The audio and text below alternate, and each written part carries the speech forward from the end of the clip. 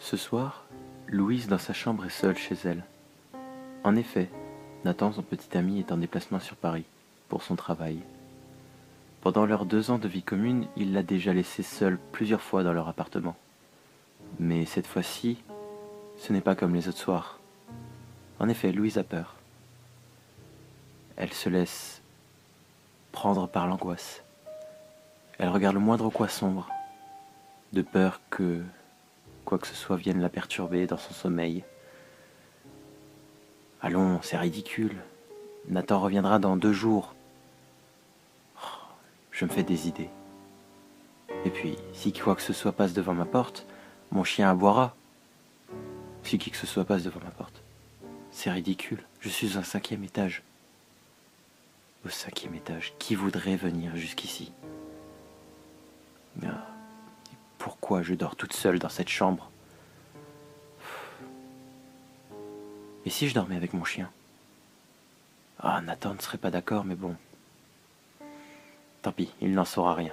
Et puis, s'il ne sait pas, ça ne peut pas lui faire du mal, ni à lui, ni à moi. Aussitôt décidée, Louise décida d'appeler son compagnon à 4 pattes, qui s'empressa de s'approcher de sa maîtresse, avec un sourire joyeux, tout en remuant la queue dans tous les sens. « Allez, viens là, mon chien. Tu vas dormir avec maman cette nuit, hein? Oui, brave bête, assis-toi là. » Une fois le joyeux labrador confortablement installé sur la couette, Louise se sentit mieux. Et tout en caressant le chien, elle saisit la télécommande et alluma la télé.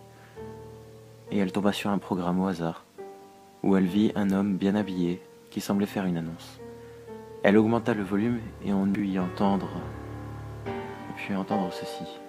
Hier soir, un des résidents de l'hôpital psychiatrique s'est échappé. Il souffre de nombreux problèmes mentaux et est potentiellement dangereux. Il était placé sous haute surveillance avant son évasion. Il doit être retrouvé au plus vite. Si vous l'apercevez, ne tentez rien et appelez la police au plus vite. Surtout, ne tentez rien.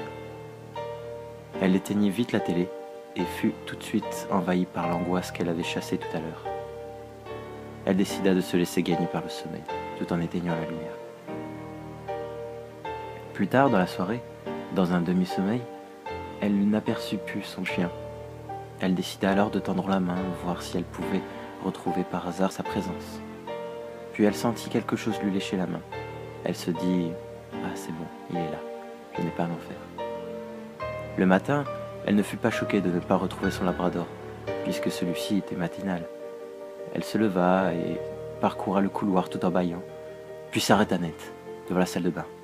Elle était comme pétrifiée, devant le cadavre de son chien baignant dans le sang, dans son sang.